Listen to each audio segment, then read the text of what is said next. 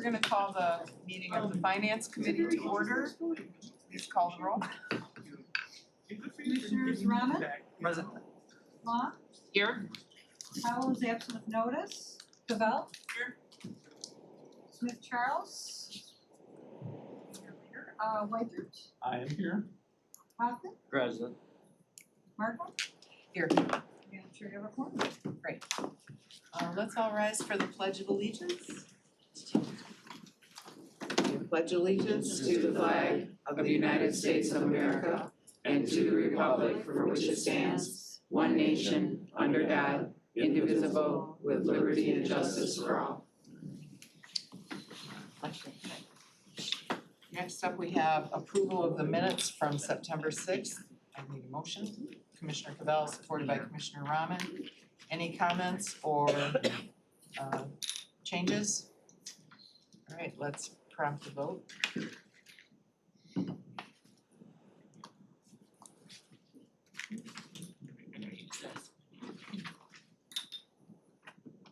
I'm sure you have 6 yeas or nays. Okay, motion carries. Next up, we have approval of agenda for today. Commissioner Long, supported by Commissioner Hoffman. Any additions or deletions or questions? All right, let's prompt the vote, please.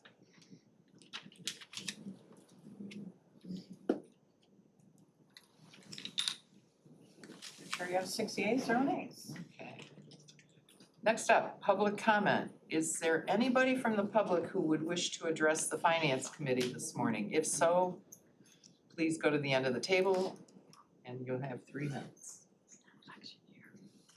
Seeing no one, I will close public comment. We have a second public comment at the end of the meeting if somebody shows up. That's what I'm saying. Okay, next up we have communications. I will take a motion to receive and file. Commissioner Rahman, We do Commissioner A through Long. D, right? A through D. Commissioner Rahman, you wanna? We can do it that A? way. can do it, yeah, A through D, I'm fine with that. Yeah, and then I'll support. Okay. All right, any questions or comments about these communications? Commissioner Hoffman. I just want to note, and it's nice to see, there are no reported tax foreclosures. We've done a really, not we, the Treasurer's Department and the organization at large has done a really good job of trying to keep that in check after the pandemic and everything we did to, I agree. it's really been Good a thing. It is a good thing. we should be proud of it. Okay, if nobody has any other comments or questions, let's prompt the vote.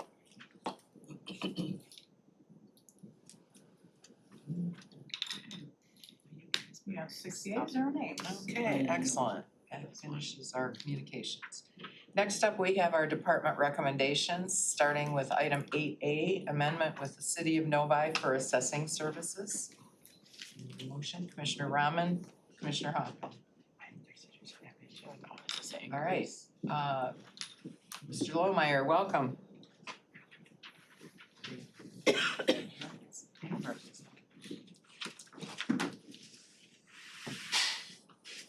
Good morning. Morning. Before you again this morning, similar to last month, we have a contract that we proposed to City of Novi for 1 year between equalization and the City of Novi offices to perform some limited services for assessing assistance for primarily commercial industrial valuation services and overseeing the remainder services as they do not have a city assessor in place. So we're assisting in providing the supervisory responsibility services in that regard.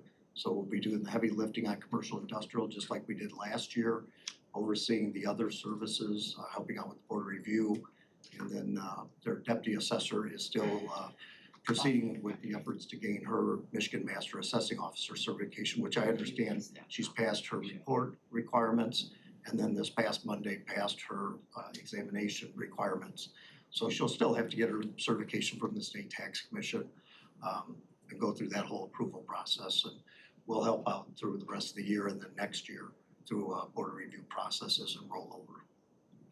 And our contract was increased 4% from the last contract period, doing the exact same services we did for the last year. This is a one-year contract. So it's essentially the same contract responsibilities as we had last year. And I stand ready to answer any questions you might have for me. They seem satisfied? We got a lineup. Oh, Oh, we do, and I'm gonna go back and You check. put your button on, put your button on. But just, I'm following rules today. just so you know, you have to leave the agenda item to go to the button. I You have to- know, but my you have to- button, we're like Jeopardy. Okay. We have a competition here. All right, well, then we will start with Commissioner Long. Okay, thank you. Go back to your other page now. Well, that's what I was, and I'm gonna let Ajay ask the one about Novi specifically. But, the 4% increase, but kind of a little off subject, but it is to be related to this assessing. Why is Commerce saying it's a 7.5% increase? I know they're having trouble not with, you're working with them, but there's 4 municipalities, townships having trouble because it's a 7.5% increase. And I know we passed a 4%, but why are they telling me it's a 7.5%? Every one of our contracts, the other 32 contracts and this contract, all were increased at 4%. Okay, so somehow he's telling me 7.5%. Every contract is, all of those contracts were done on a per parcel basis, and this one last year was 75,000, was increased to 78,000, it's 4%. Every Okay. contract was done on a 4% increase. The 32 municipalities are done on a per parcel basis.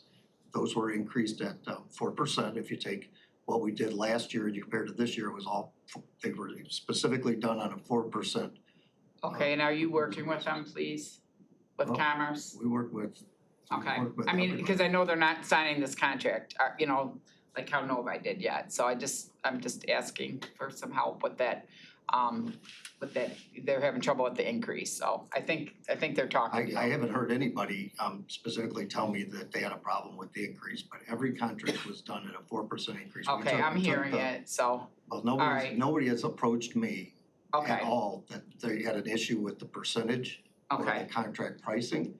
But all we did was take the price of last year, took the parcel, and we increased it 4% per parcel. I mean, I can share the spreadsheet with anybody, it's just. no, I went back and found Specifically I went back and found the resolution, so maybe there's a miscommunication, so I'll have them tell them to contact you then. Yeah, Cause absolutely. I'm hearing a lot different at my local level, so, It's a okay, very simple mathematical, we took the spreadsheets and just multiplied Okay. it by 4%. alright, but I know they didn't sign their contract yet, so, and then I'll let you ask your Novi stuff specific to it, so, thank you. Okay, thank you, Commissioner. Commissioner Rahman. Thank you, Madam Chair.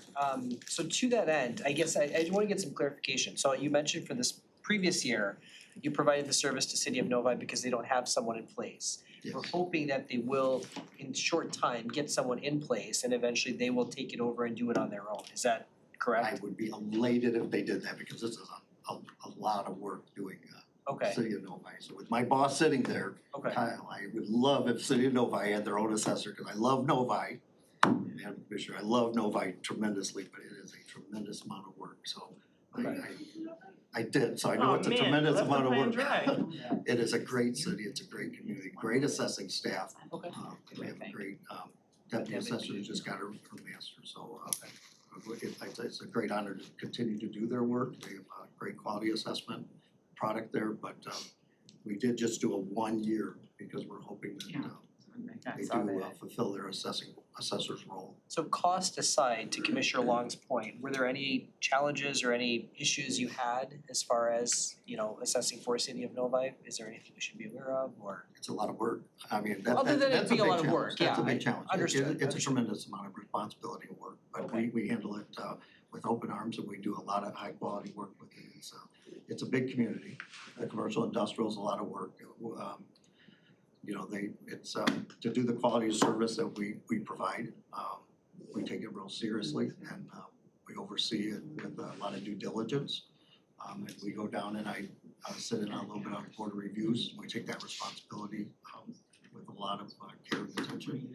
So, and their staff does too, so we mentored their deputy to learn some of the responsibilities that she's gonna have to take over if she is their selection, which I hope she is, that's their intention. So I'm hoping that 1 year is the only extra year we have to do, that's why we only did 1 year. Got it, okay. And when did this first begin? Was it just this past year or has it been? It was a continuation after I left. I left in July and we started after I left. Got it, So they approached us after I left. They didn't have a luck in filling the position. okay. So it continued after I left. Got it, okay, makes sense. And then to Commissioner Long's point, just in terms of the pricing structure, I just wanna make sure too that if there truly is a concern from any of the communities, that, you know, Novi is sort of represented in the same way as well, if there is a billing concern. Yeah, all the contracts were just increased 4%. That's what, it was a flat 4% increase for every community from the prior year. Okay, perfect. All right, no further questions, thank you. Okay. Helpful. Commissioner Wyper, it got covered. Sorry. It's okay, Commissioner Cavell, you're good, you're the only one left. And I should add, it was 4% for each year, I should say. It's not 4% for the total 2 years, because the 32 communities, we did a 2-year contract. It was 4% for each year. So 4%. Oh, that's why they're saying probably 7.5%, Because it's a 2-year, It's a 2-year contract. You know, they're probably taking the months. Now keep in mind that the inflation rate was 7.9% and the inflation rate multiplier for taxable value increase was 5%. So our 4% increase is lower than the taxable value increases for the multiplier and for the Headley increase. So taxes are going up in each of the communities much higher than 4%. Commissioner Cavell? This might come back later. What about mutual aid? Why not just, right, other departments do mutual aid? Why would that not be part of the consideration here? Cause you have people concerned about the cost incurred on their local communities. Mutual aid as far as, Like in kind or helping people out pro bono because it's just a mutual benefit. well, as far as our staff is concerned, we need more staff to do the work. So if we were to do things for free or pro bono, we can't even get the work done that our current staff is doing. So we actually need more staff.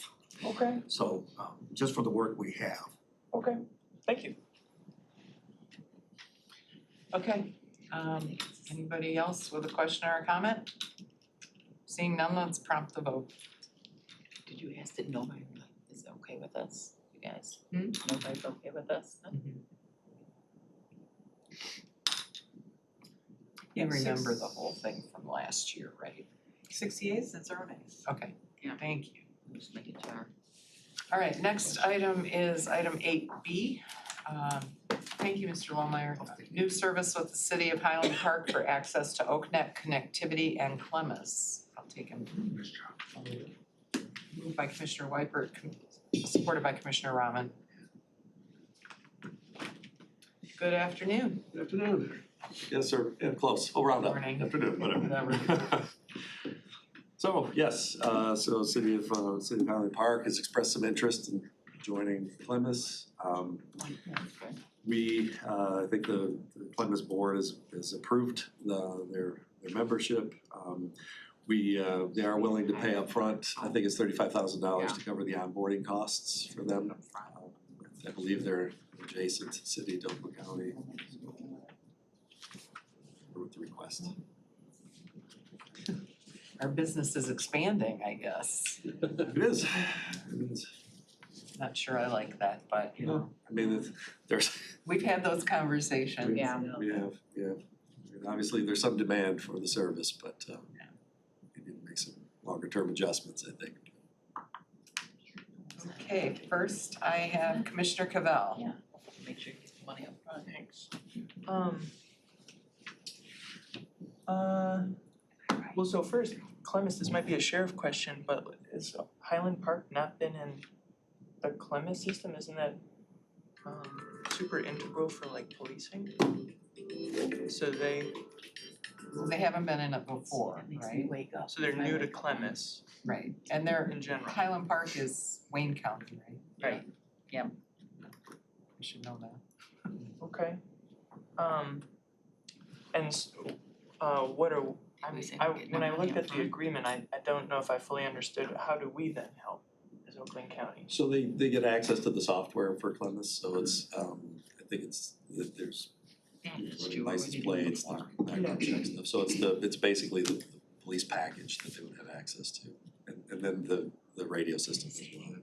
And we're the ones closest to them? Is that why we would give it to them?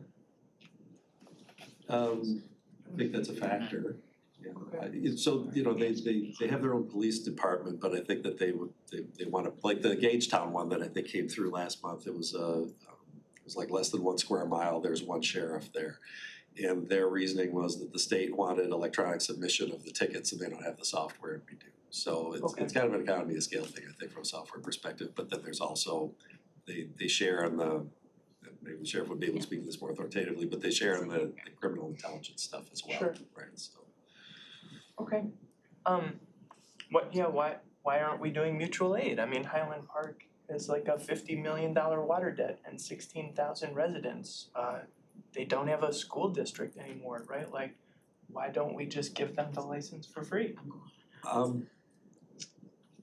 I guess it's really more of a policy question, I guess, right? Philosophical question. Yeah, let's talk about it, guys. Here, I'm gonna pass a hat, throw some money in here. Yeah, me too. But like, is there You buy my lunch today, what is the Charlie? work we're missing, or what's the, right, is the 35K revenue generating for, I mean, like. The 35K covers our costs to bring them into the system, and then there's ongoing, and this is really kind of the larger Columbus deficit discussion, right? That because we've kept the rates flat and, software costs have increased over time, I think that there's some subsidizing of the county for, for the Columbus, and some of this is outside the county, so. But again, philosophically, I think that, you could make a case to say that there's benefit to the state at large from this, right? But it's just, from a dollars perspective, I guess we have to decide. This is not so much me deciding, but I guess, as the governing body deciding, to what extent you wanna do that.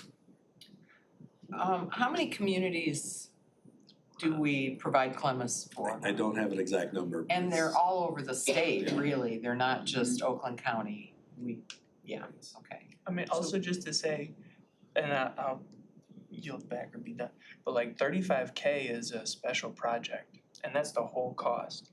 You know what I mean? That's not even talking But about it's just not even Oakland County. Charlie, we're sending money from Oakland County Yeah, to another county, Wayne I'm not County. sure the taxpayers here. Just saying, like, Just if we saying. wanna talk about the philosophical stuff, like the dollar amount, the sunk costs that we already have, the scale, I think half of yours. we could have a broader conversation.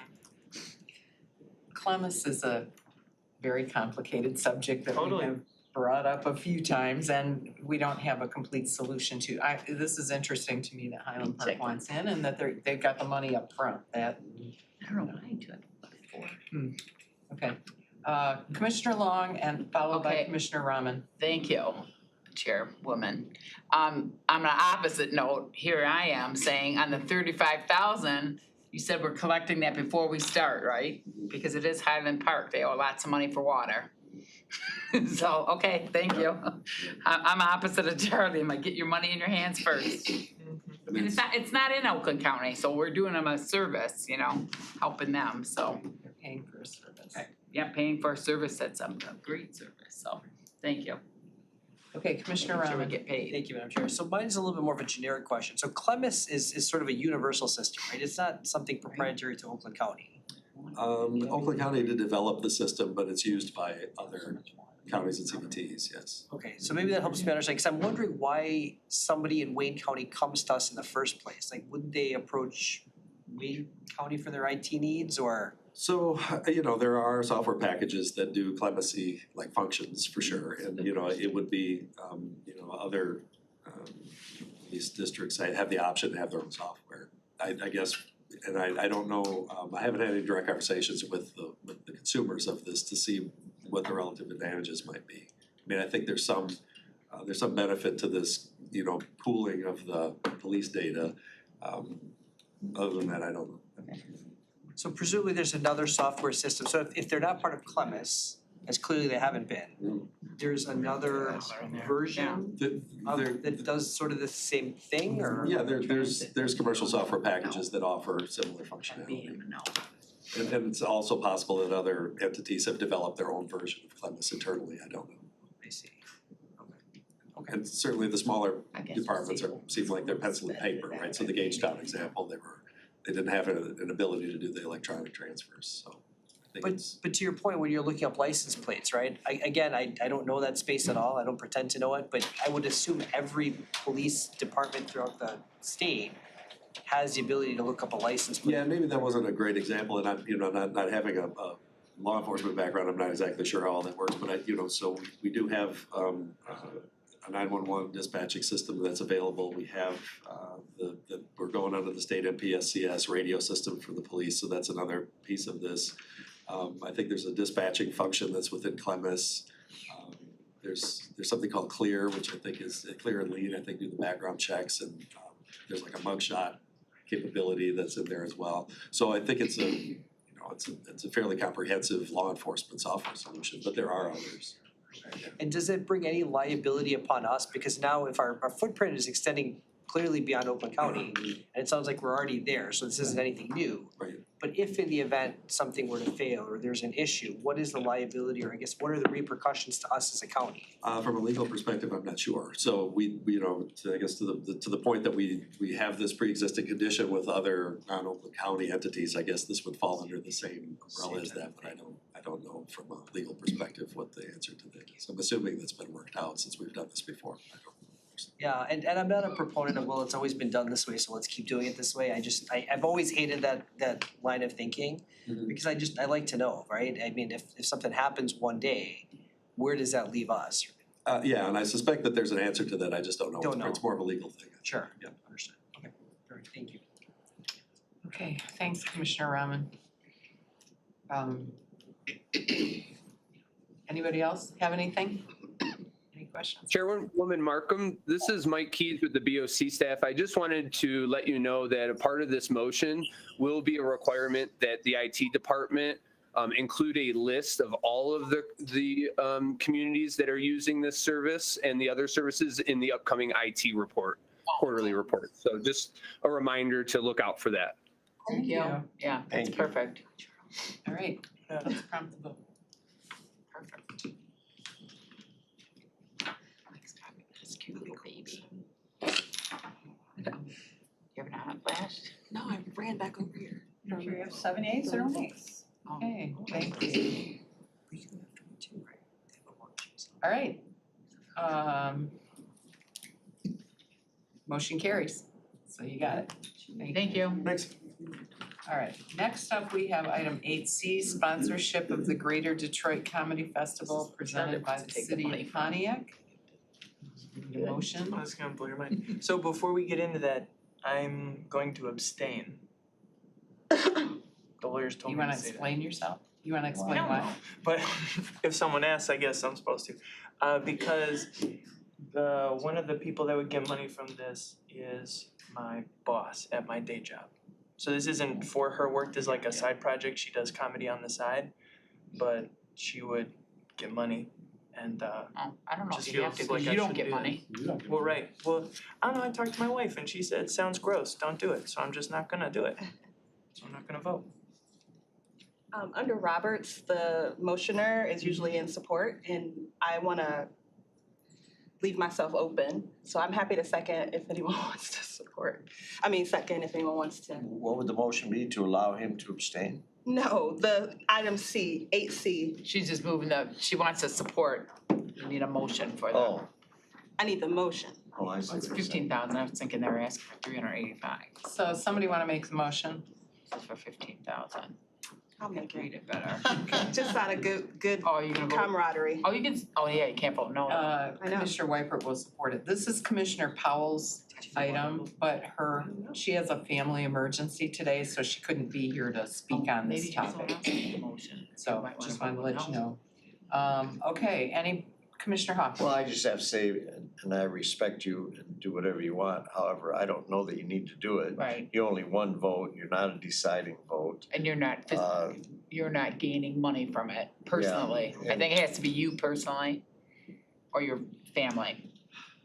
Okay. Just saying. So you could vote, I'm saying. Well, now I'm torn between impressing you guys or making my wife happy, so You I'm need to just gonna impress pick me. her. Have Like if it was your wife making the money, then I would Happy wife. abstain, No, you know? she's not making Yeah. that money. Lies. Say it again. Then you No. abstain. Just remember I that. don't know what you guys do, but we Yeah. talk about the agendas before we have the meetings, and I'm like, look at this crazy shit. I think I'm gonna write her in. I'm gonna write your wife in. No, quit talking. So.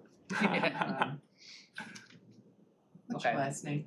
Andrews. Andrews, thank you. Mr. Andrews, I was, Yeah. yeah, No, to be formal, Mr. Andrews reminds me that the way this is written, the funding goes to the city of Pontiac. And then the city invoices us. Yep.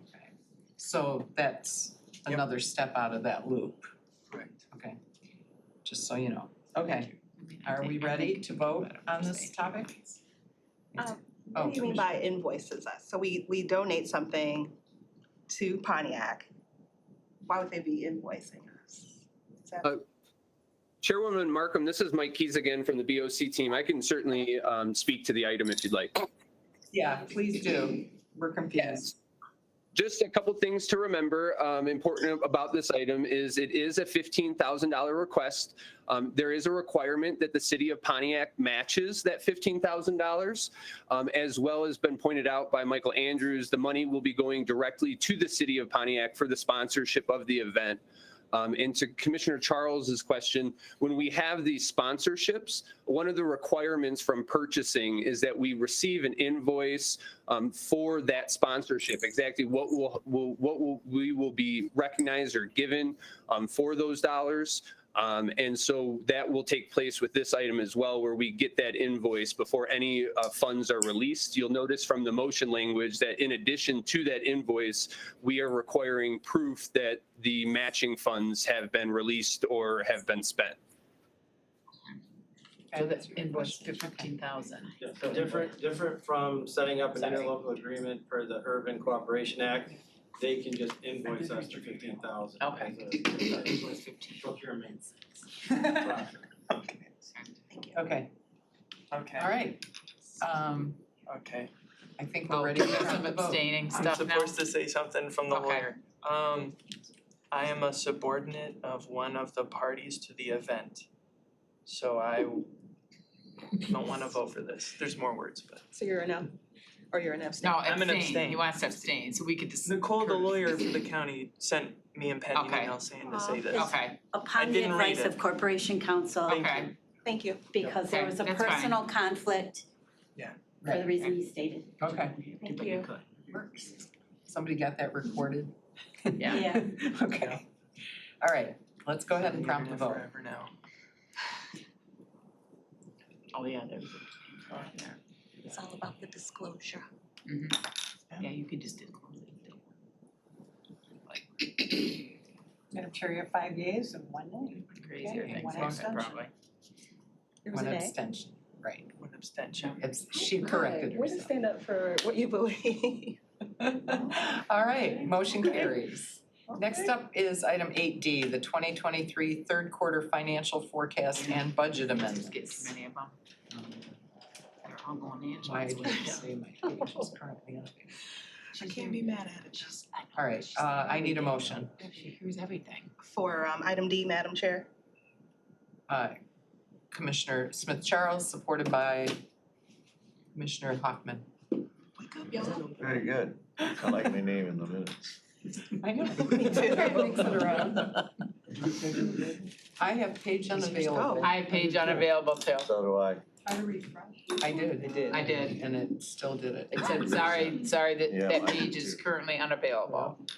Boy, Kyle, we're all freaking out. Rush. I know, Kyle, what did you do? Click on board view again.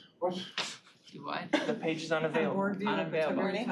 Word view, where's No, word view? no, I don't know. Yeah. It's I not don't know opening what is what word we're view is. saying. Right here? We just sound like Yeah, you watch watch. SpongeBob?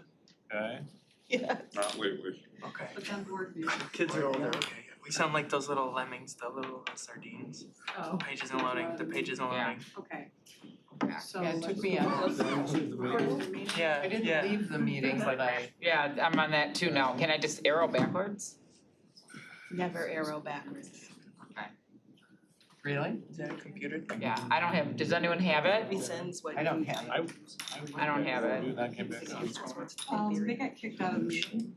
And Oh, is it? I don't think we can, no? We're not kicked out of the meeting, we just don't have. We don't have the page that we have to vote on. Is it, do you have it, no, we don't have it on display either. We're still in the meeting. 8D?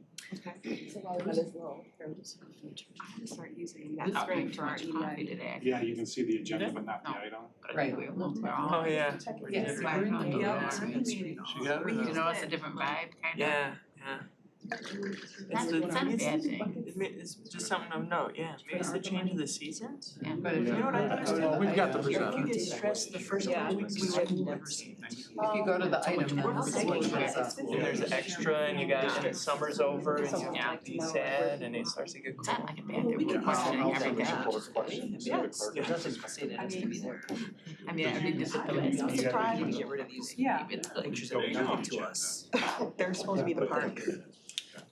Or you move two of them and you put them on that side or something. They're supposed. Oh, did we get it now, you guys? No, I'd like to see it.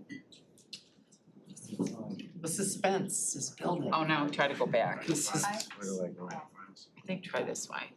That's what I did. You can't get back Well, in there. could I maybe ask if it's gonna be I'm sending a support thing.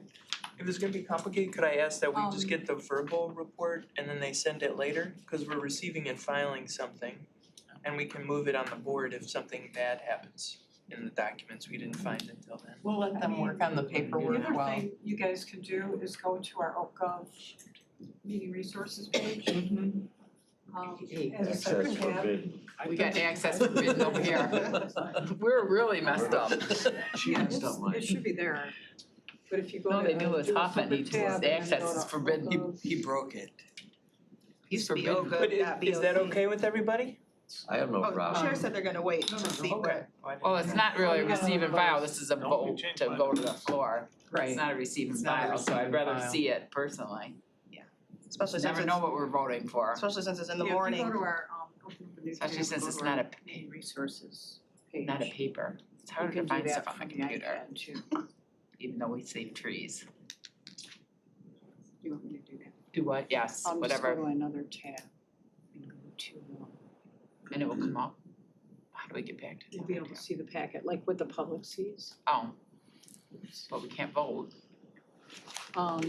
You can vote verbally if we have to, so. But I left your tab open for the meeting. Where's my tab right here? Yeah. That, so I know, okay. This whole wonderful homepage. Gosh, I would never know what you're doing, you did 100 things. Be pulling up for something else. In the last 7 days, Safari has prevented one tracker from profiling. It's pretty interesting. Meeting resources. Oh, just It's go to the sad that regular. there's a Yeah. social media influencer named Safari, and that's what I thought you were talking about just now. No, this is, And then- this is in my board view Packet. page, Yep. it's telling me. how it was? And then what page is it, so I can, do we know? You can, there is, on the left, there's a little bookmark thing. Oh, okay, I didn't do this on this yet ever. And then, so you can click down to, How we at? we're at 8D. So there's a bookmark on the left. And then how do you get rid of my it? screen. Okay. And then you just go back to that. Man, that's hard. I mean, it was a lot of steps. I don't know if it was hard, but it just was a lot of steps. You I did don't that. have it yet. Wow. No, you go to go here now, but I'll probably mess you up again. Go ahead. But you can look at. Oh, no, then go Thank you, to, Mike. So what then, did she say, go to the, yeah, you're in the packet, Fine. right? Oh, there we go, agenda. Thank you. Yeah. And then the left. Can I Get just bigger. go down here? look at, just make that Tabs. bigger right here, and then you find, What was the page number? Do the one next to it. page 141. And actually go down. So you could go to page somehow, 141. 41. 141 is what I'm on, and it has the green summary, Right. which is gonna talk about, so that's good. It's got the All right, I can background, manually, Okay. I can manually put in the vote, well, you know I can, as long as it works for me, and it seems to be working for me. Okay, Alright, that was fun. has everybody got it up on their computer? Except Bob, or- I don't know how to get Not it, yet. she just did it on mine, I don't know how to make it. Let's wait for everybody to get it. She messed mine up too. I did not, I didn't touch it this time. Is forbidden. No, and as fast, I used to just unplug everything many years ago, I just Wow, unplugged 41. everything, started again. Officer. What page did you say it was? 141 is the green summary. Typed it in, it was faster. Future. Yours looks different. You just don't. Okay. Yeah, it was here yesterday, and it's still. Thank you. Oh, you just went on your iPad, got it, Okay, do we have everybody? Yeah. You No, can okay. actually click on the one item. I never remember what she did. Look at you, Pam. Wow. You always got the shortcut. She That's does. awesome. I love it. I like shortcuts. Then I can just close this out here. Yeah, when you tap on the, when you tap over here. So I gotta hit the filter button to close it. Yeah. The other, yeah. There you go. Thank you. You're welcome. Okay. Okay, we're good? Yeah, we're good. All right. Welcome, Mr. Jen. Good morning, Kyle Jen, Director of Management's Budget. I'm joined by my colleague Kim Coy. We're here to present the third quarter forecast and associated budget amendments. I would frame this as overall, we're in good shape in terms of revenue and spending trends as we approach the end of the fiscal year. There is one spending item of significant concern that I'll highlight as we go along here. On the revenue side, we are forecasted to have general fund revenues that are $1.3 million higher than the amount that's currently assumed in the budget. That's a combination of a number of factors. We are forecasting lower charges for services, particularly for the district court. You might recall that we had a conversation during the budget process about why those revenues are down and those revenue estimates have been lowered for future years. The good news is that we have some higher amounts across a number of categories that offset that to get us to the 1.3 million. On the expenditure side, expenditures are forecasted to be $6.4 million lower than the amounts assumed in the budget currently. That accounts for the $10 million on the personnel side and the $8 million on the operating side that we assumed in the adopted budget to say, we know there's gonna be turnover in personnel and we know there's going to be savings in the operating side. So even accounting for that 18 million, there's another $6 million on top of that. I think the largest factor there, that I would offer a warning about going forward is the child care fund. So the cost of care and treatment for delinquent and neglected children has been lower over the last few years, really with the onset of COVID. And there's a likelihood that starts to tick back upwards and we don't see that same savings going forward. So that's a conversation, to keep an eye on as we move forward, but positive financial results for the fiscal year that we're closing out now. The item of concern, that's going to need to be addressed, by the sheriff's office, by fiscal services, and by this committee, is that we're projecting that personnel costs in the sheriff's office will be $3.6 million higher than the amount that's currently budgeted. So there will have to be a year-end amendment to pull from fund balance to resolve that for the current fiscal year.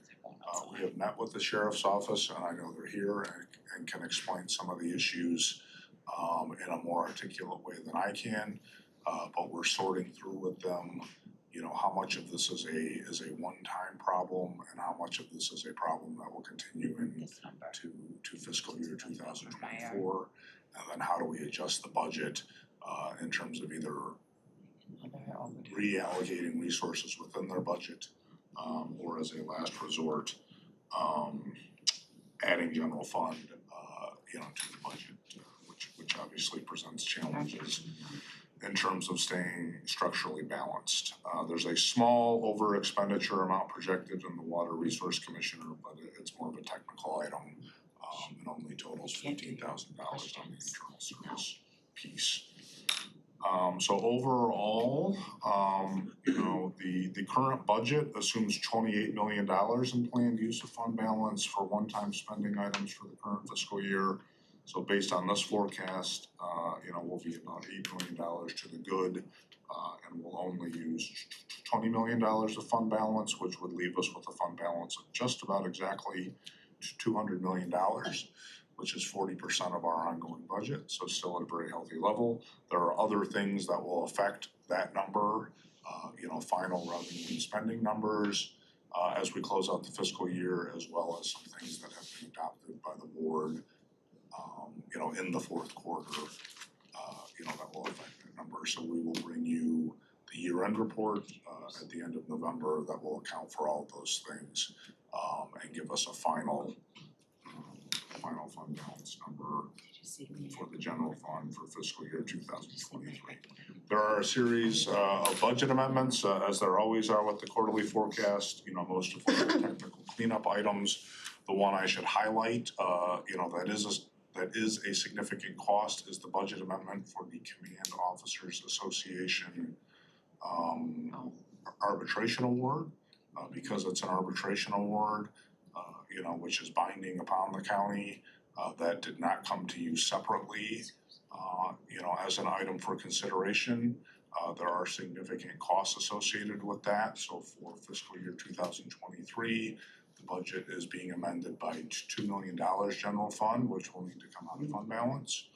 For fiscal year 2024, the amendment reflects $2.5 million in higher costs. And for fiscal year 2025, it reflects $3.5 million of higher costs because we did know about this when the county executive recommendation was presented.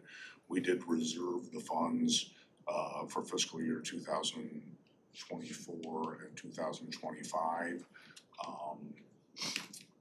So those costs still fit within our structural balance calculation, for the budget that's going to be adopted by the board tomorrow. So with that, we'd be happy to answer any questions. I know the sheriff's office is available as well to talk about personnel spending as needed. I'm gonna start with Commissioner Long. Good on my buzzer today.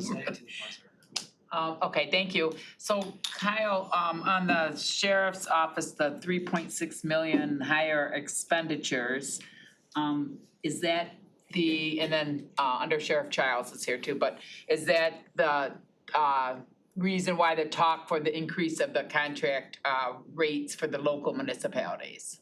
Will that offset that personnel? Is that why? I don't think those issues are directly tied to each other. There were the contracts that are in place for the current 3 years with localities. There's a component in terms of the higher costs of the contract that was negotiated with the sheriff deputies, and now the contract that's been handed down to arbitration on the command officer side. I think those contracts do need to be trued up going forward. So that's certainly one potential solution to solving whatever the ongoing problem is. But it certainly doesn't explain the full size of the $3.5 million number. Okay, so that is, so what else is involved in, if I could ask, in the contract increases for the local municipalities? Because I thought it was all this cost, because of our cost of our, we're giving them raises, obviously we need to attract and retain, I get that. And that was what I was explaining. I mean, I'm hoping you'll have that meeting soon, because I'm trying to explain to my local supervisors, and I told them it was because of personnel costs, because, went up, are going up so much for the deputies, that the contracts are going up, but what else is factored into that? A lot or little, or, like to the increase of the contracts, yeah. I just want to be given the right information. I'm hoping your meetings are sooner better than later with the locals, but this is a huge issue for Commerce Township right now. I think they're having a special meeting over it. So first of all, I think what you're talking about is the resolution that you recently approved for school resource officer rates.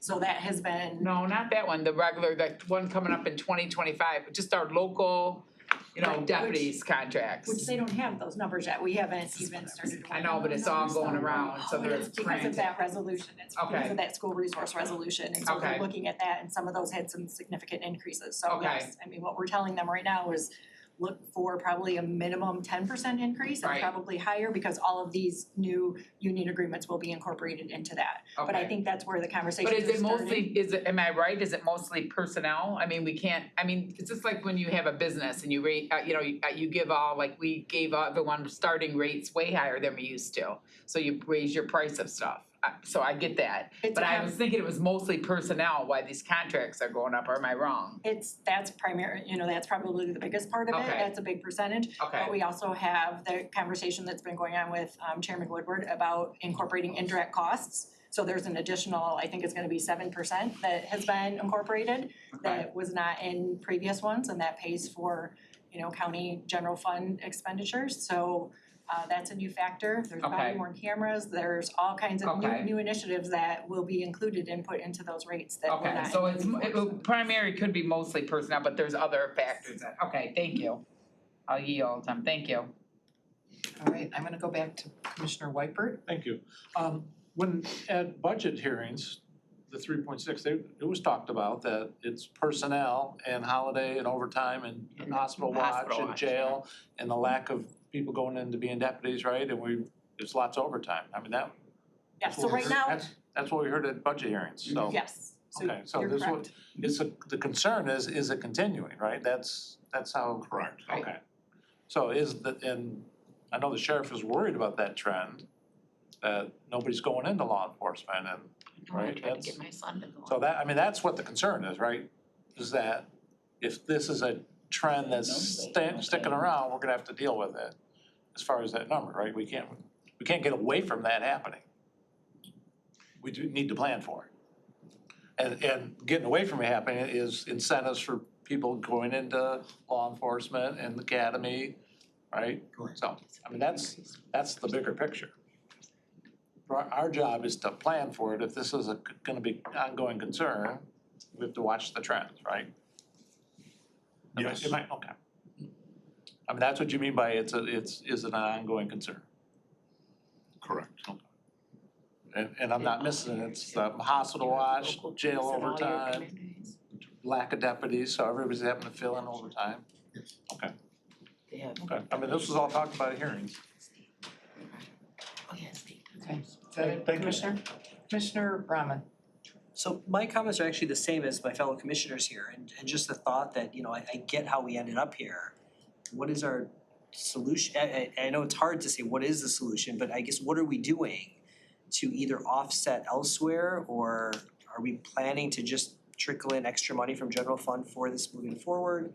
I guess I just wanna maybe get a little bit of clarification on, we're here now, what is our immediate short to midterm plan? Yeah, so from my perspective, and then I'll certainly let the undersheriff or Erke, weigh in. The first step is how much of this is a one-time cost, because, there has been a substantial amount of hiring in the past year, so we're paying, those new hires while they're being trained, we're paying the costs of the training, and we're still paying the overtime. And I don't think that's the only factor here, but that's, I think as we sit here today, we think that's the biggest factor. So the first step is to figure out, how much of these costs are because of actually being successful with hiring. And we would expect those costs to then go down in future years, as we get to more of a steady state, in terms of hiring. And then I think once we have a better estimate of the amount that's ongoing, the next step then is the discussion of, do we have to reallocate from elsewhere in the budget? Are the funds available to add to the budget, and still be structurally balanced? So it's a two-step process, I think. And do we know when that second step would be, just to get a time frame of what we're looking at here? I think certainly before we start building the FY25 budget early next year. So, I think this will be a top priority, over the next month or two.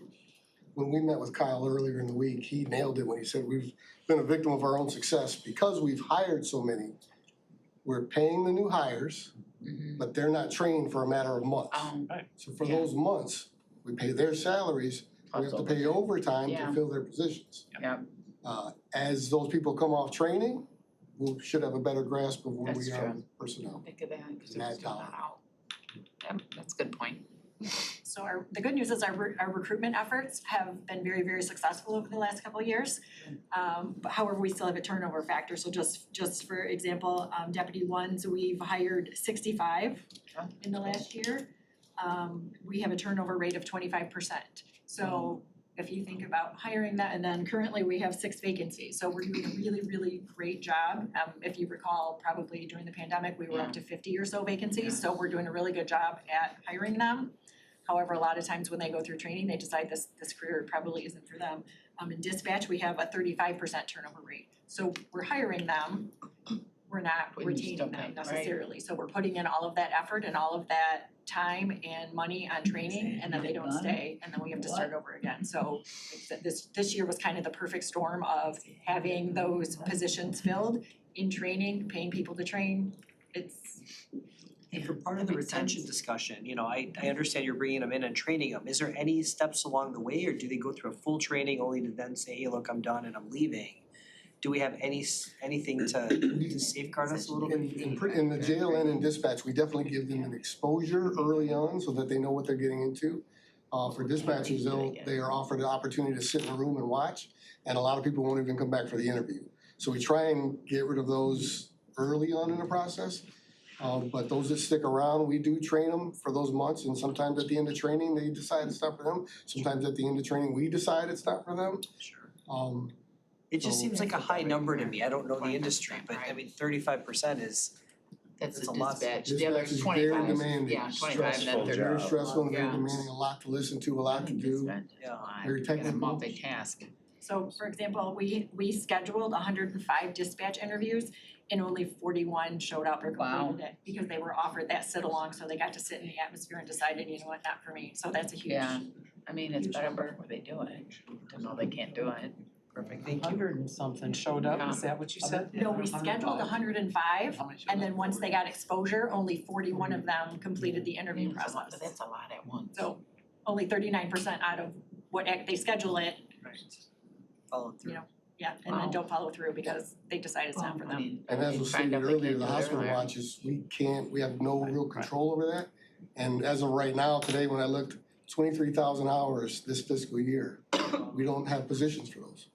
So Oh, it's a lot of manpower, It a lot of is. overtime, it is, right there. 23,000 already, wow.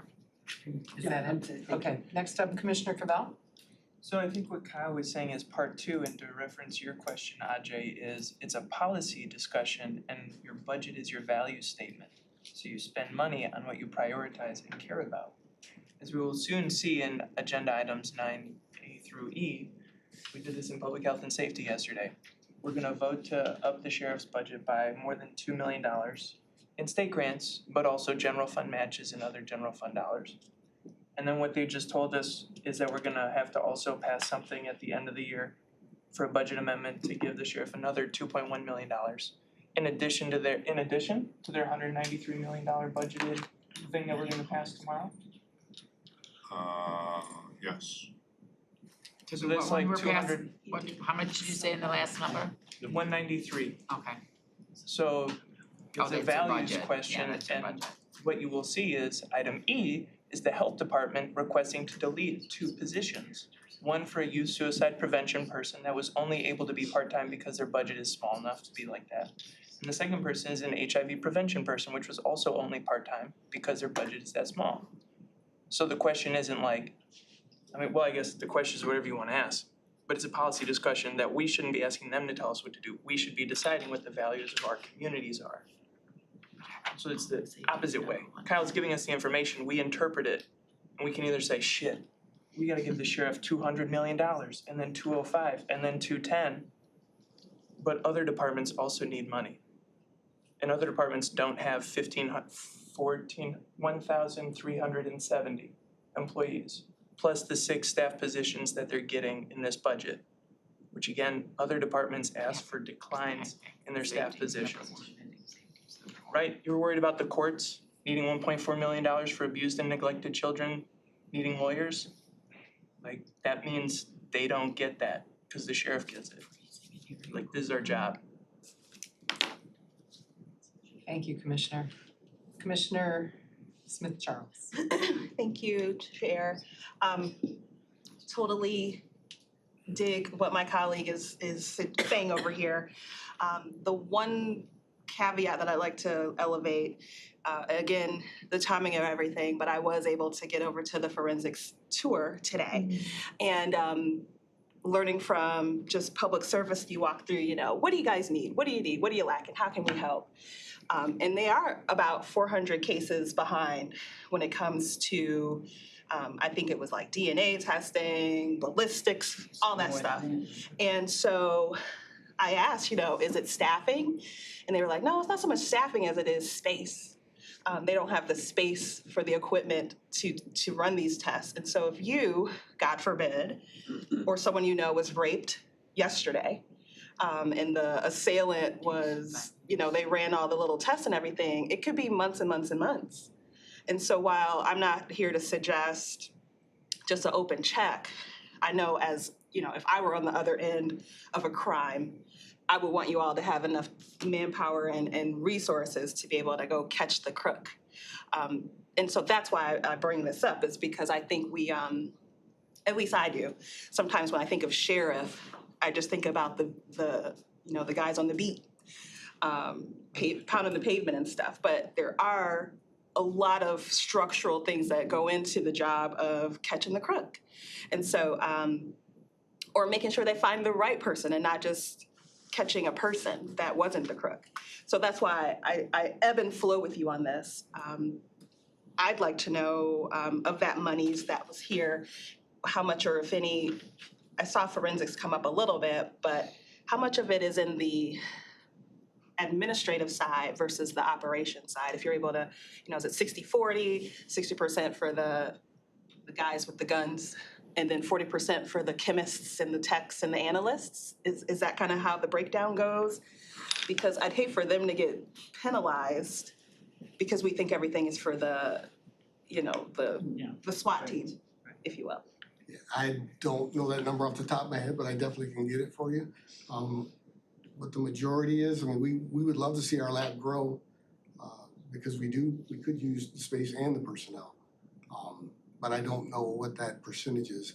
I know as far as supervision, we run pretty thin. I got one more question too, Gwen. I'm all set. Okay, Commissioner Convell for a second time. In your budget request for the 6 new staff positions, how many of those people were forensics lab staff? Excuse me, when we increased, if you Sorry. recall, I two didn't of the mean to part-timers that were 500 hours each for firearms examination, we increased both of those to 1,000 hours. And for the most part, all of our position requests were bottom line neutral. So we cut to fund what we needed. So we're always looking at, obviously, I worked in fiscal services for 20 years, so I'm very, very sensitive to the bottom line. So any restructuring, any changes that we need to make, I try to make it as revenue neutral as possible. The ones that you're looking at that's actually an increase, 3 of those are body worn camera ones that were funded by a grant, but were initially supposed to be funded by the general fund. So And that's where the dollar increase actually comes in. and I wasn't in this position, but if I recall right, we cut a couple of years ago positions over and above what was required.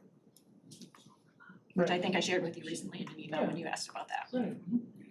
So the forensics people, you too went from 500 hours to 1,000. Yes, other than that, we did not Right. increase anything else. Could we? Absolutely, but obviously, we run lean. We have a huge budget. The majority of that is personnel and I would say uncontrollable. We run a 24/7 operation. We have a jail that's 24/7. We have shifts that we have to fill. Some of that is we work on holidays. When it's We work overtime, we work every single day of the year and some of that's expensive.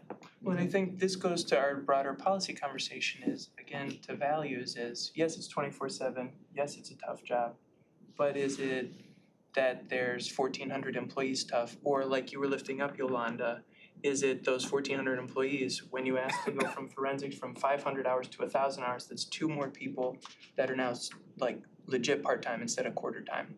So it's also, right, it's values that we're trying to share and project, but it's also the values that the independently elected sheriff holds to be like worthwhile. And so that's on him.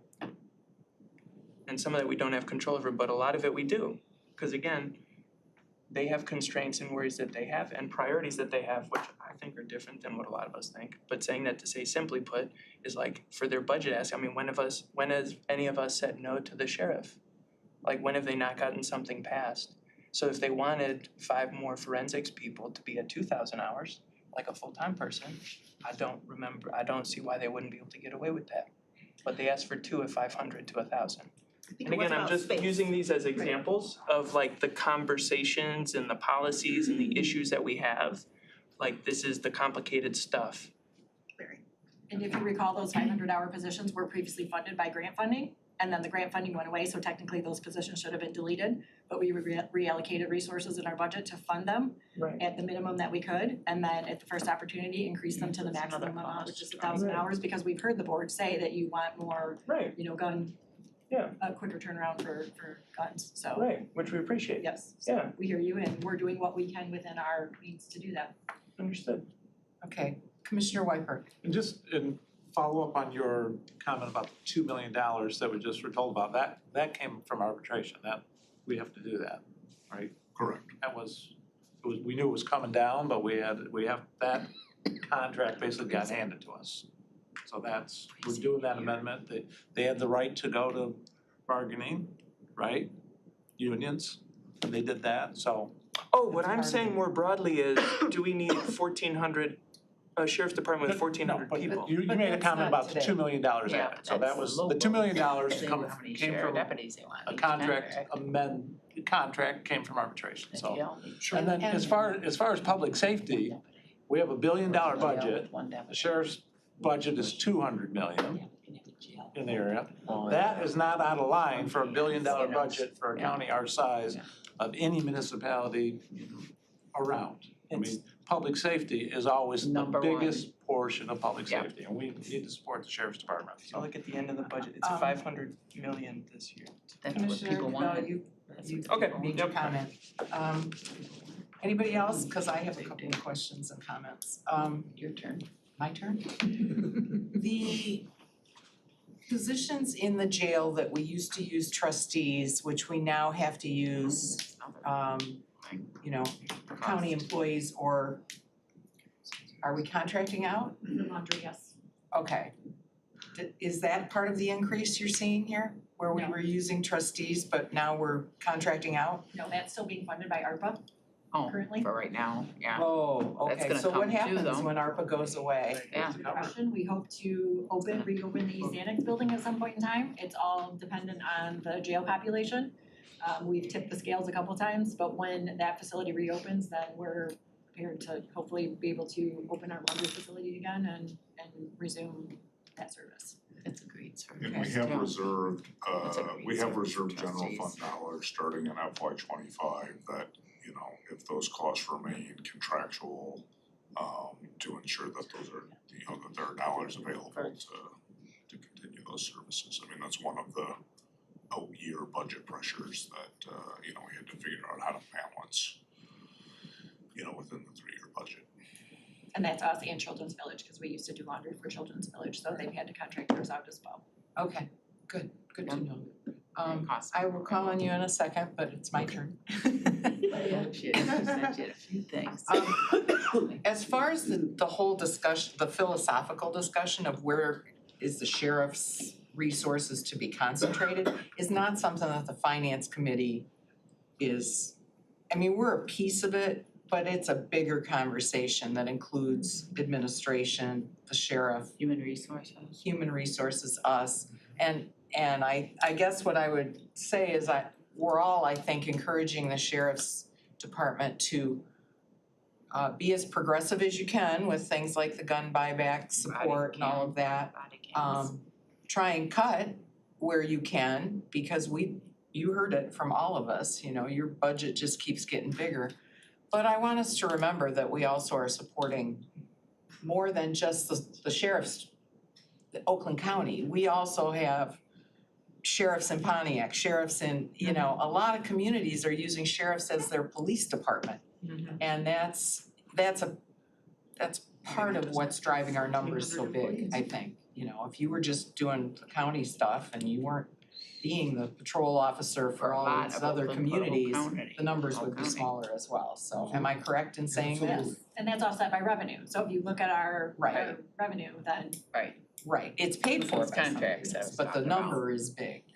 Okay, But That's- the staff, they need a lot of those were staff my, for that. only my two comments or questions. Crazy. Commissioner Hoffman? Thank you. We used to send low-level prisoners into communities and parks and that type of thing. We don't do that anymore. No. Is that because of lack of staff again, because they have to be supervised? Is there another reason? Right now, it's more so the type of inmates that we have don't necessarily qualify when they're out of the building. Oh, The staffing is getting better to where we potentially could get back to doing that, but we gotta get the right kind of inmate in Right, our custody. that was a good program, though. so Yeah, that the may whole happen idea again to- eventually, or It And then could, donate of them course, to. you Yeah, have but the right that's like- prisoner. yes. Pseudo slavery though. Yeah, free labor, we don't like that. So we have food services back operational with trustees, so that was our primary, is to have assistance. Okay, one conversation, please. To have assistance with food service, cleaning of the jail, because for a while during the pandemic, we were contracting that out as well. So we were able to restore trustees in both of those areas. Laundry would be next. And then depending on, obviously we've had the conversation about the animal shelter, parks, Children's Village, other places, the garage. They used to function in many, many areas of the county and we're just not there yet with our numbers. Okay, yeah, I thought that was a nice program. Thank you. Some of us, on the flip side, don't think we should be exploiting prisoners and using their labor for free. And We're paying them with commissary right now, so they're not working for free. And they get out of jail a little bit earlier with their good time, they get extra time off. What is paid I with wanna commissary? remind everybody that, and I'd like you to respond what those numbers look like if you can. Cause the sheriff, we let a lot of people go that were the low-level offenders out of the jail and out of that cycle of their trustees, and they can be used here and there. Because of COVID, trying to reduce the overall numbers. But as the sheriff said, we're only keeping the people that we're afraid of, not the ones that we're mad at, right? I love that phrase, I do, because it really separates for me the difference between, the two kinds of offenders, and there's more than two kinds, but dangerous and not so dangerous. I personally don't want us to get back to the place where we are using free labor. I just don't. I think it's wrong. I think it's, it shows no respect. Just because somebody is in jail because they committed a low-level crime doesn't, to me, mean they shouldn't be paid if they're working, And you say commissary and other ways that we're compensating them, and that's good, they should be compensated, I think. So just as a reminder, I don't wanna see us go back to where we were using 35, 40 inmates for free. I really don't. I think that makes us dependent on a system that's not, borders on not humane, in my opinion, okay? So I know we treat our people well and all of that, but you get my point, right? How many of those kinds of positions did we have overall, and what are we looking toward getting back to? You say we're kind of getting We're definitely, like Gail said, we're getting much better inside the jail. I think we used to send 4 people over to Central Garage, I believe 5. Okay, and then 12 or so over to the animal shelter, and then that doesn't include whatever we would send out to the parks.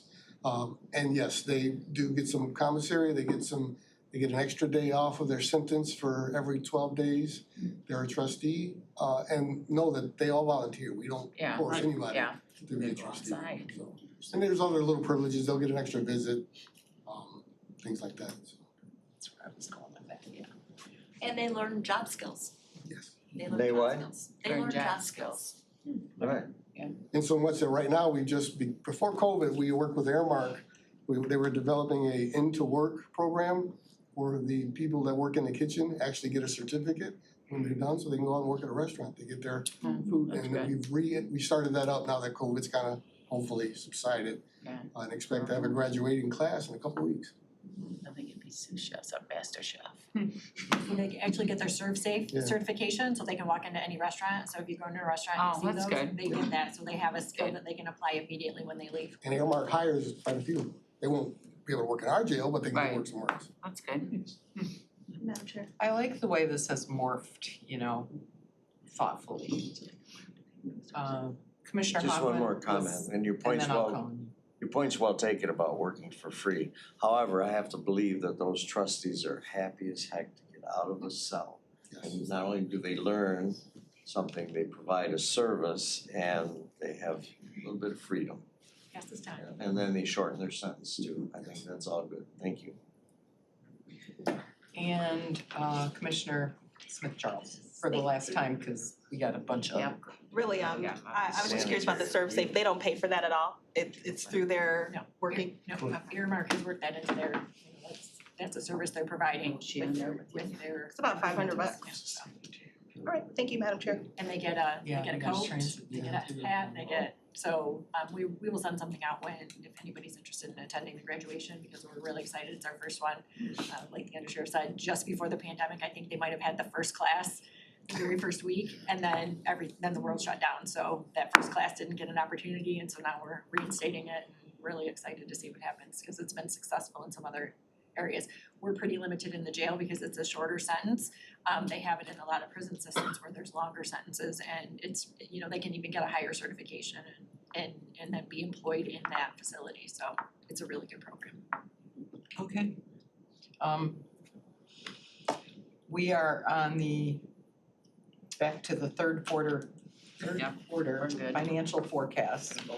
Anything else from anybody beyond, you get about 5 seconds, Yeah. Commissioner. These are about something different. Thank you, Charlie. Economic development went up 20% in the third quarter, if I read that right. And the marijuana tax was like 1,500%, something favorable. Economic development, what are you, which figure are you referring to? On what we would have is page 145. I know. Yes, payment for the audited facility. We got a lot of items, Quiet. but some of them are just grants. Yeah, favorable by 3.3 million.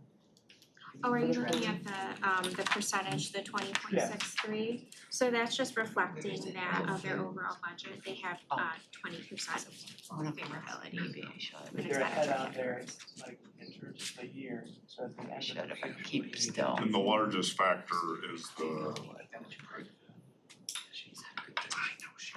agreement with the US Center for Advanced Manufacturing. Gotcha, yes, thank you, That okay. hasn't been spent yet, but will get Okay. carried forward to future years. Okay, thank you. And then the last thing was the marijuana tax went from 50K budgeted to 1.1 million. Yeah, the actual increase in revenue isn't that big, that line item hadn't been appropriately adjusted to reflect the growth over the last few years, so that's been corrected and should be budgeted. Yeah, and everything else. Recreational. Yeah, is it all that legalized legal? marijuana. Yeah. Yeah. Thanks, they can tax that.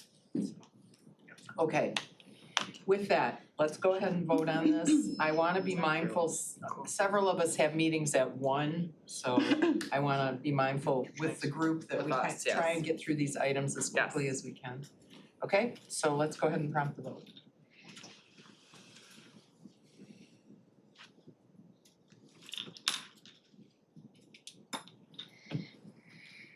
Madam Chair, you have 7 yeas, 0 nays. Okay, motion carries. Thank you very much Thank you. for the conversation and the Thank you. details. Thank you. All right, next up, we have item 9, Public Health and Safety Committee recommendations, starting with 9A. Fiscal year 2024 interlocal agreement with Oakland Community Health Network for Jail Alliance with Support Program, JAWS. Motion Commissioner Smith Charles, supported by Commissioner Rahman. So you guys are already in your We're chairs. still here, so, okay, so this is a continuation of our agreement with OCHN where they pay 100% of a full-time inmate caseworker and 2 part-time non-eligible inmate worker positions. Okay, good. Mr. Andrews informs me we could do all 4, A, B, C, and D together if we want to. Because it's the sheriff's office, items A, B, C, and D, they can give you a brief update on what those items are. And we And can then vote you on guys all can of them. motion all 4 of them. We on do A, sheriff's B, office. C, and not D. Or D is the SROs. Yeah, however. Yeah, I have questions on that. And it's up to the That's chair not of the what committee how they wanna do it, but you can actually lump those together and vote. That's. Let's support A through C. A through C I do, but I want Okay. D separate. I'll accept a motion that we're gonna do A through C. Yeah. And supported by, all in favor say Aye. aye. Aye. Opposed, say, Okay, we're gonna do A, B, C so we're together. gonna talk about A, B, and C. So, Move that last motion. Chris, I guess, and Commissioner Hoffman. Okay. So the first one was the one you just described. Yes, the next one is the interlocal 2024, so this is a new agreement with OCHN for medicated assisted treatment expansion. So I think we've talked about over the years the MAP program, which is for opioid use disorders. And prior to that, or prior to this agreement, the agreement we had with OCHN only treated in-county, Oakland County inmates. And obviously that is a disparity that we couldn't continue. So using the opioid settlement money, we have this agreement with OCHN in a not to exceed amount of $478,600. And this will expand the program to include all inmates, not just in-county residents. So it was specific to the inmates. Gotcha, okay. And we do have inmates in our jail that are not Oakland County residents. Absolutely. Yes, sure. Okay. And then item C was the acceptance of the fiscal year 2024 funds from the Automobile Theft Prevention Authority. So this is our annual grant for auto theft. The good news is the split went from 50-50 up to 60-40, so they're funding that's good. 60% of it. It's a grant totaling a little over 2.5 million. And it's in conjunction with Farmington Hills, Hazel Park, Royal Oak, Southfield, Detroit, and City of Pontiac. And each participating municipality is responsible for their own match portion of it, so. Okay, good. Okay. I have a question about that. Why is it only a few communities? I think we've had some drop in and out over the years, kind of like our net. It's if they can participate, if they can have an officer in there. Some of them don't have the luxury with the lower staffing. They don't have the luxury of having somebody they can place in a special unit. Commissioner Rahman. Actually, I had the same question. Is that something that's advertised to all of the CBTs, or is that an opportunity that they can all avail themselves of? Or? Yes, yeah, all the police agencies now. All right, any other questions on any of these items, A, B, or C? Good. None? Let's prompt the vote.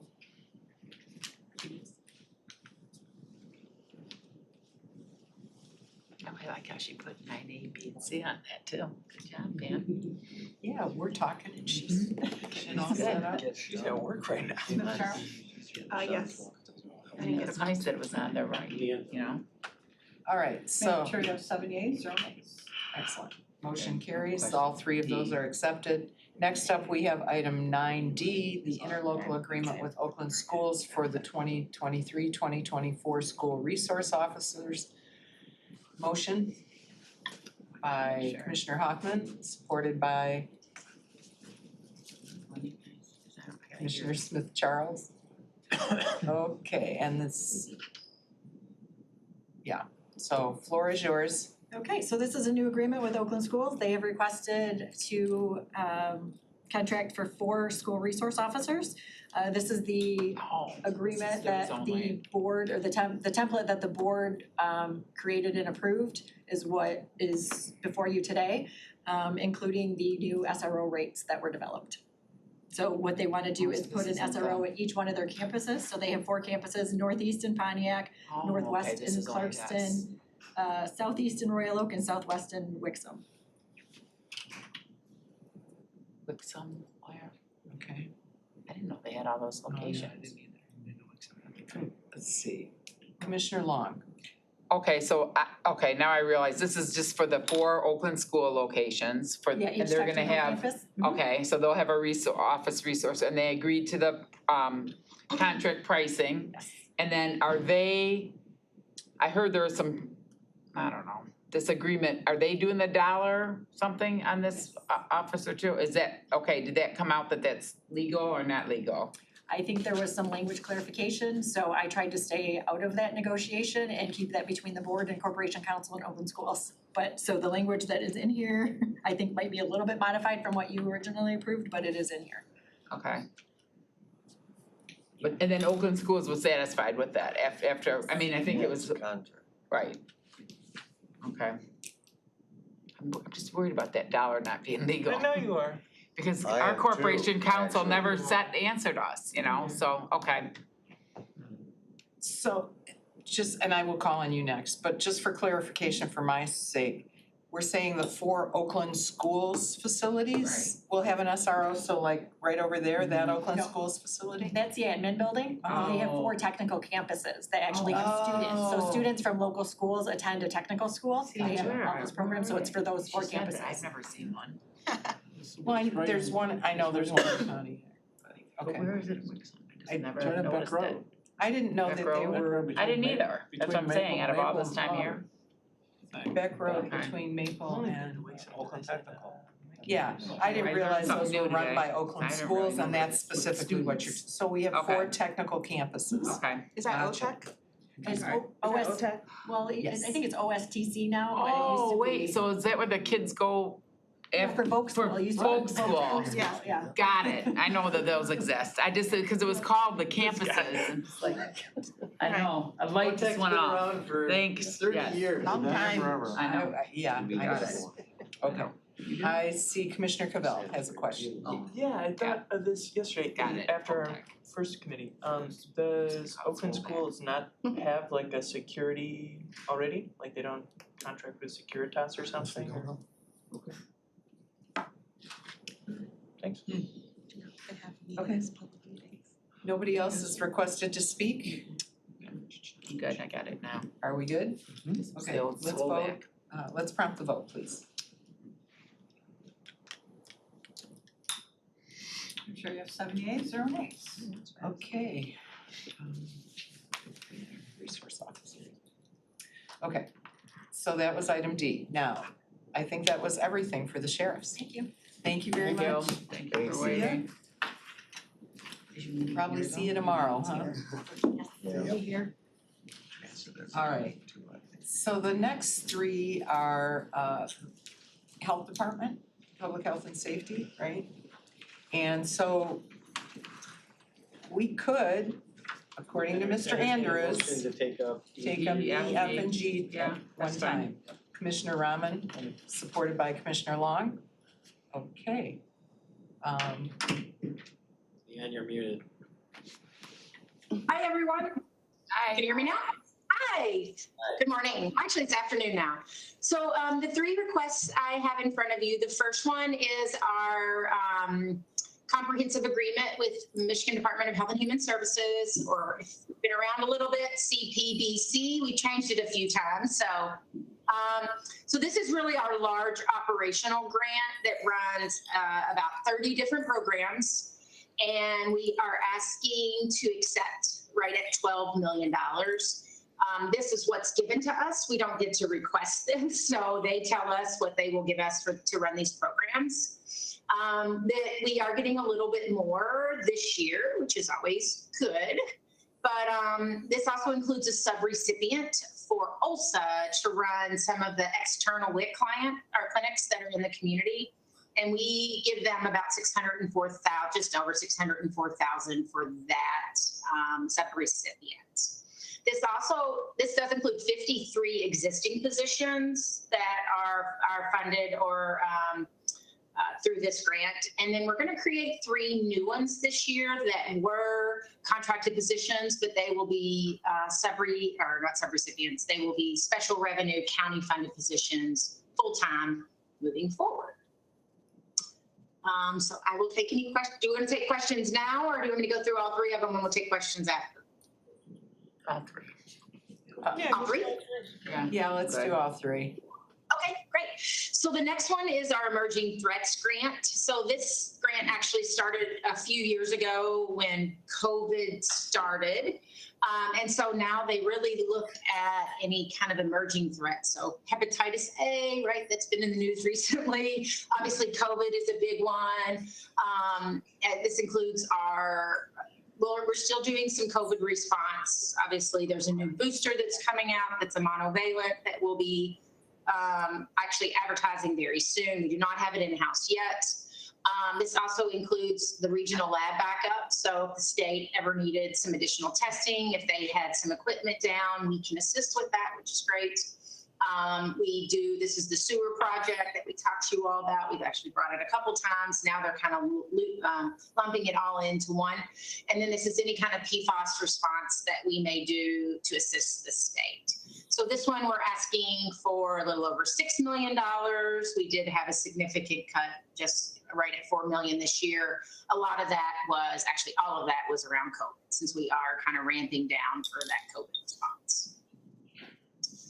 And then the last one is our operational grant with EGLE, or Michigan Department of Environmental, Great Lakes and Energy, which is just under $750,000 for fiscal year 24, and that does go for the full period of October 1st through September 30th. And this is really, I don't want to call them special programs, but in a way it is. This includes our non-community public water supply. That's any commercial well that serves at least 25 people a day. So some of your large corporations that are still on wells. And actually, surprisingly, we have over 800 in Oakland County. Drinking water, our long-term monitoring. So the state contracts with us to go out and take samples in areas of contamination so that we can see how aquifers are maybe moving some of that contamination. This also, we inspect campgrounds. We also do all public swimming pools. That includes public and private.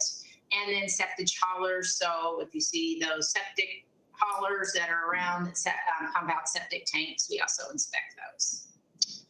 We are adding 2 new positions to this. These were current contract positions, but now they will be full-time special revenue county positions moving forward.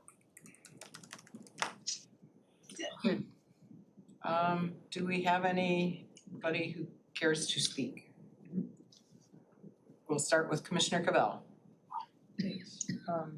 Leanne, hi, I noticed so 2 questions, you're deleting 2 positions, one an HIV prevention specialist and second a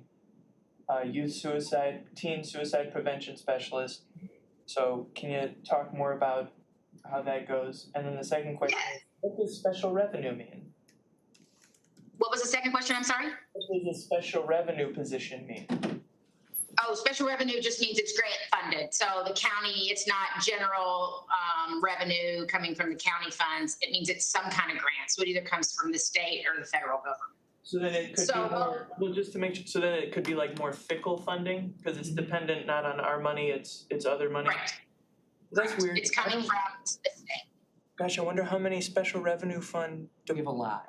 for the sheriff's office? Do they have a lot of They have a those? ton. And a lot of That's them are interesting. grants. All right, Leanne, what's gonna happen with those 2 deletion positions? Yes. Because we did So just the add the use- sheriff, $1 million to the sheriff's budget through these different things, by the way, you know. Right. Okay, Right. because she's deleting positions Yeah. for teen suicide prevention. What was it? So the PT&E the public health educator transforming youth suicide prevention grant, actually the state did not provide that grant any longer. We do have a full-time staff that does injury prevention for the whole county. Again, it's not someone that's solely focused on youth suicide, but she does, gun violence. She also does suicide prevention, both adults and children. But unfortunately, because we don't have the funding and we didn't receive the grant, we cut that special revenue position. Same with the clinical health specialists. We had some HIV money that was cut. And so we do have a full-time clinical health specialist around HIV PrEP, but this was a PT&E position that unfortunately we just didn't have the funding to continue to, and they were both vacant. So we didn't have to let someone go. They were vacant. And then we decided we needed to cut those. Okay, thank you. Anybody else? Okay, let's go ahead and prompt the vote on items 9, E, F, and G. Freezing. I hope it's warm out. Freezing. Cool, my nose is frozen off. You have 7 yeas, 0 nays. Okay, excellent. Thank you. Thank you. Next up, Finally. we have item ten We've been A. here a I long heard, time. before we go on to the next item, I heard her say they don't have the boosters yet, right? Did you hear her say that? Cause I wanted to ask her that, but I Yeah. forgot. And it's also been made aware with like our state health people is to wait. Like I got my from Henry Ford sent me yesterday saying, wait till October for any boosters. That's what Ajay told me too. Yeah. I listened to Dr. Ajay. Our county commission physician. Our county They're charging us office calls. Feeling faint. Take my pulse. Hey, I got this weird, can you? So, let's move on to item ten A, or 10, Economic Development and Infrastructure Committee recommendations, and item A, grant acceptance for the Michigan Economic Development Corporation Strategic Outreach and Attraction Reserve SOAR Fund pilot grant. And they were here so long in person, we appreciate that. Sorry about that. I'll support it. Did you get who moved and supported? Oh, yeah, and then Yolanda. Wiper, Smith Charles. On a Sorry about first the name phone call, basis. folks. And it was spam. I don't get real phone calls. Yeah, I know, I already do. Sorry. Okay, so the floor is yours. Well, we went over some of the background this morning, but we're asking for approval to accept a $2 million grant from MEDC. As background, last year, the legislature debated and ultimately passed a couple of bills that would provide some money to help promote site development as well as funds to support getting some major investment projects and make us more competitive with other states. So we had heard in November that we would be eligible for $2 million, or that we would receive $2 million. But the paperwork and the details of how to get that took a while to come through. We had indicated to MEDC that we would use the money primarily for either consultant studies to help understand sites in Oakland County that might be, to make them more build ready, to do some infrastructure improvements, and also potentially some other activities to attract investment. When we got the actual form in April, we had the opportunity to choose 6 categories to spend that money, and which I think are outlined in the resolution that you see there. That included similarly the consultants, marketing. There's we could use, I guess, 20% for general administration, and we also set up a category for sub-grants to the CDTs. And I would do want to mention, because we didn't really clarify this morning, but the original intent was that we'd use most of this money for smaller projects, which could include brownfield redevelopment and other kinds of things, but that we would have available if we really needed to push a larger project. Because we do have some money available for site development from other sources as well. The state also, after this, had granted on a population basis some money, and DRT, the Detroit Regional Partnership, is administering that. But based on that, we could get up to maybe another $2 million for site development activities, similar activities, but it sort of depends how that plays out. But that's more targeted at larger sites, and we don't only have 2, although we have some potential to, maybe put some smaller packages together. But anyway, so that's our request for today, and we now need to, we do need to make some changes in the contract, and so we're hoping to get that done today or tomorrow. So this would be subject to legal signing off on the process. And it'll show up by the time we vote on it tomorrow morning at the board meeting. Right. Otherwise, it'll come off that agenda and go on the next one. Okay, just wanted to clarify. Commissioner Rahman. One question I forgot to ask this morning, you'd mentioned like the Volkswagen project, and things like that. That was, that project, that they had, Volkswagen, as you know, they had, the Scout division of Volkswagen had a project, and MEDC had given them an offer for that project. And so we had indicated that we might be able to put some money for site development on that project. That project actually went to another state, it went to South Carolina. However, I just heard last night that perhaps that's back on the table, so we'll see, in a different form and a different, so that would be an example of something that that was in the NEDC offer that was submitted, previously, but. Well, the only reason I mention it is if we do decide to pursue one of the bigger projects, will there be enough left over even with a grant matching program from the CBTs? This was to only a still very do- small amount that we would put into this. It was just a token to show the county's commitment. Got it. Okay, I just wasn't sure if it was taking the lion's share of that No, 2 million or. That's why I say we could use some of it, but it's really more just to show the commitment because we can't, the state has the money, they have the funds, we can't even hope to do it. Now, in a smaller project, we might be able to, it might be more meaningful, for a project that's a couple of $1 million that we find strategically important for one reason or another. And to your point, the concern for us is that the, $2 million doesn't spread out very far among 62 cities, villages, and townships. If we average that out, it's roughly $32,000 per community if we were to fund one project in each community. So we have talked about a ceiling of around $75,000 for these projects. And we do feel that focusing on redevelopment focused, efforts would be a better use. It would go a little bit further than say focusing on greenfield, brownfield infrastructure improvements and things like that. So that has been part of our calculus. Thank you. Okay, anybody else? Oh, yeah, I don't see you, but Oh, really? that's not to say you're not okay. there. So, I mean, this is a great thing. You guys heard about it and got the paperwork in from the state, no match required, No match required. Right.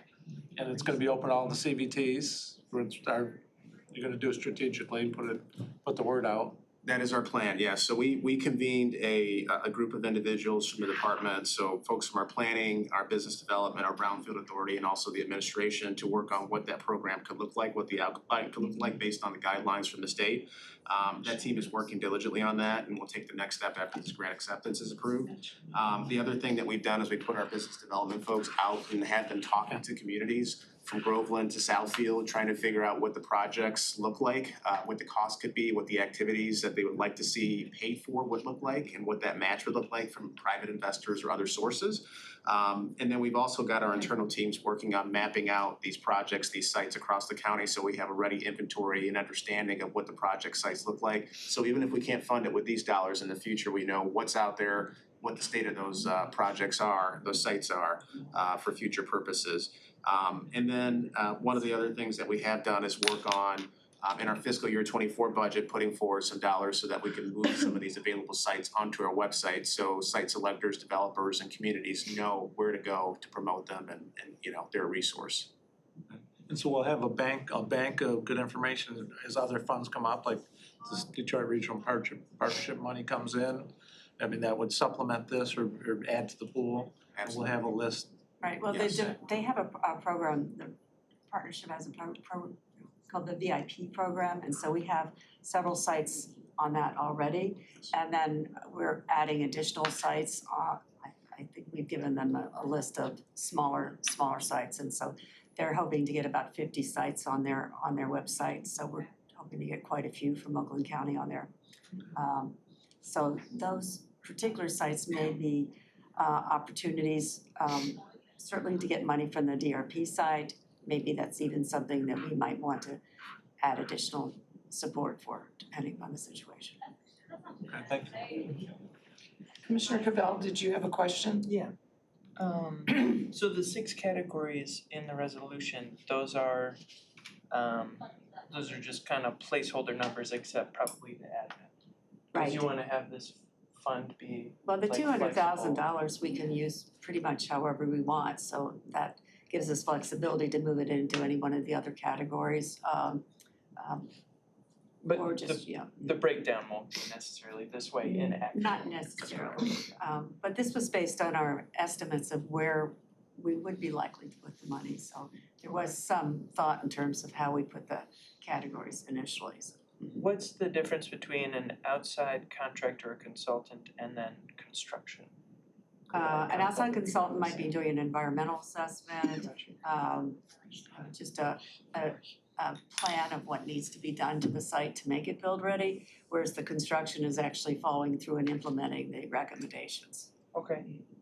And I don't know what the VW example was earlier, but it sounds like it was a big site, but you're saying you wanna focus on little sites? That was a site that was supposed to be actually in Pleasant Ridge, so they were looking at Pleasant Ridge as an opportunity, and unfortunately, it seems to have fallen through, but we are now hearing they might be looking at something else, so. And how would you would have given from this pot of money like $100,000 to VW to like repave the parking lot of the building or something? Like what does this look like? I think in that particular case, we said if they needed some assessments for, site development analysis, so that was more of a consulting. Okay, okay. Is that it, Commissioner? Yeah. Oh, no, you said ceiling of 75K. So that means projects should be below that in subsidy from this pot. Ideally, our portion of the funding provided would be 75,000 or less. That's Gotcha. just a working theory right now. We have to have more conversations with communities to figure out what types of projects they would wanna embark on, so we know what's a relevant amount of money and what could be impactful. But again, that goes to our concern about the limited number of funds available. Does someone like Volkswagen, for example, just as a big company, does that sort of amount attract them, right? If they got $75,000? No. Okay. No, it doesn't attract them, but sometimes it just makes, I think many of these companies are very interested in seeing the commitment of local governments to help them, to make sure the permitting moves smoothly, to make sure, and so that they're looking at signals from the local government that they're supportive of the project and they're be willing to help them. So it's more along that lines. So that's why we think the money is actually more useful for the smaller projects, but sometimes the signaling can be helpful, so. And, okay, then one last question if it's okay. Yeah, so then, and we don't get anything, like there's no I guess return on this investment, right? Whether it's dollars or somehow in kinded, right? It's kind of like we Well, in that cover the particular cost case, or- they were promising 500 jobs. Sure. And so that would be a case where we would be getting the tax revenue, That would count as hopefully, that, okay. the property tax and other kinds of things. So we would be getting a return for the county, for Okay. sure, out of that kind of investment. Okay. And these are state funds that are passing. The state had offered many millions, Okay, anybody else on this topic? Last meeting. Okay, can we go ahead and prompt the vote on item 10A? I'm not gonna talk about it. I know, I'm sorry for Eli too. I know, they waited. Thank you for waiting so long.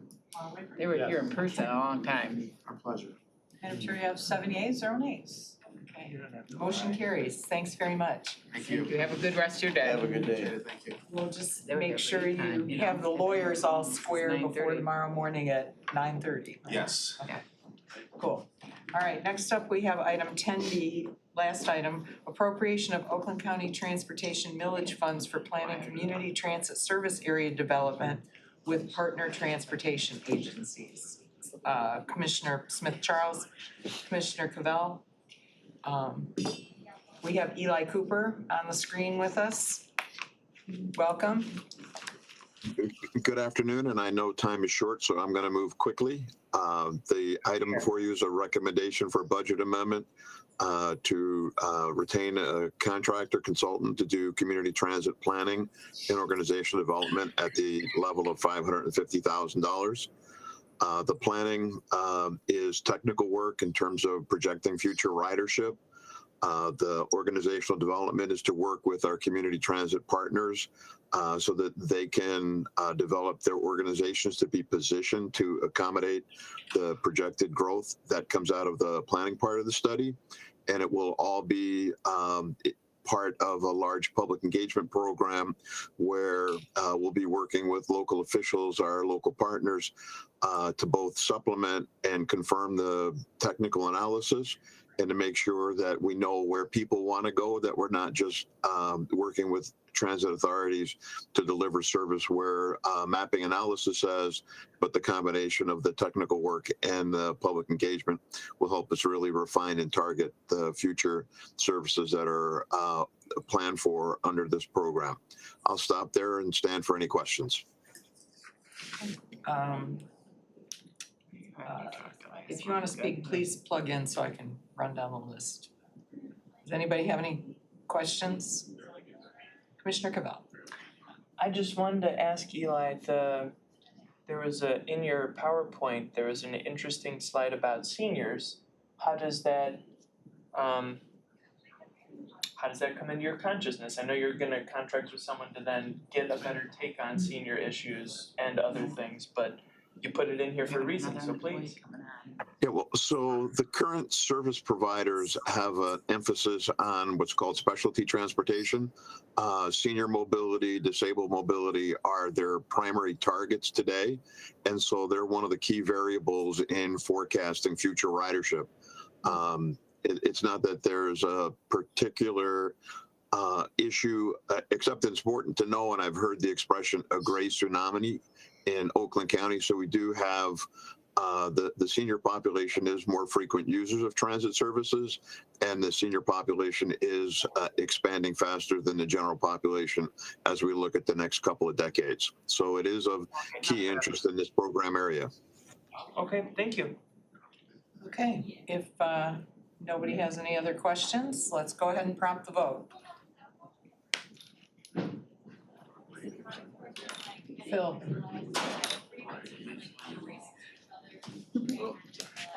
Okay. Could have given me a thumbs up from the hallway. You have 6 yeas and 1 nay. All right, motion carries. Thank you very Sticking to much, it. Mr. Oh, okay, Thank you. okay. Thanks, Eli.